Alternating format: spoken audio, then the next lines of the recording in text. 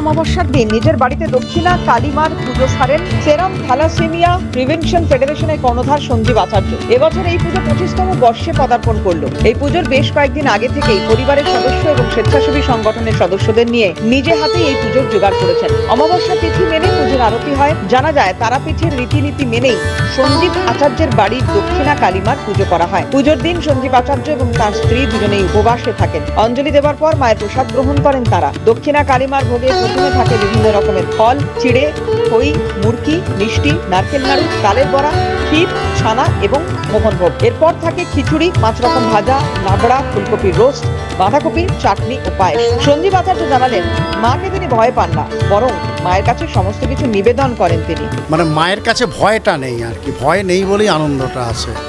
সুতরাং মা এখানে ভবতারিণী, তারপরে আমার 25 বছর হয়ে গেল এই মায়ের প্রতিষ্ঠা। আর প্রতিষ্ঠাটাই হয়েছিল এই কৌশিক অমাবস্যার দিনেই প্রতিষ্ঠিত। সেই জন্যই কৌশিক অমাবস্যাটাই আমরা সেইভাবে করি। আর মায়ের কাছে তো ভয় নেই, মায়ের কাছে আমার অন্তত ব্যক্তিগত কোনো ভীতি নেই। মা তো মায়ের কাছে ভয় কেন করবো? তো আনন্দেই পুজো, সবাই আসে, সবার আত্মীয় স্বজন, এনজিও, একটা বৃহৎ পরিবার।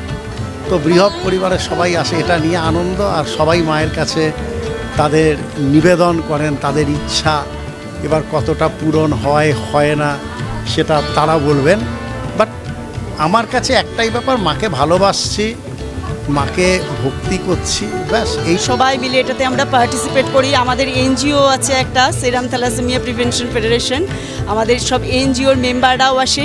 সবাই মিলে হাতে হাতে আমরা ঠাকুরের সমস্ত গোছানো সবাই মিলে করি। খুব আনন্দ হয় এই পুজোটাতে। আমাদের উপোস করে থাকি এই দিনটা, আমরা একদম ফাস্টিং থাকি। অঞ্জলি দিয়ে তারপর একদম আমরা খাই।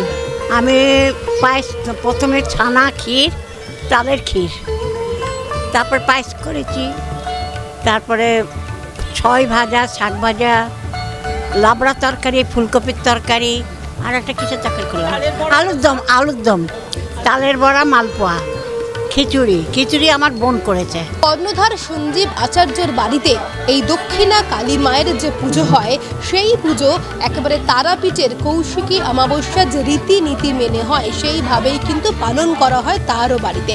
সকল মানুষকে নিয়ে আনন্দে কাটে এই দিনটি, এমনই জানাচ্ছে পরিবার। ক্যামেরায় নিখিলের সাথে দীপাঞ্জনা সাউ, ক্যালকাটা নিউজ, কলকাতা।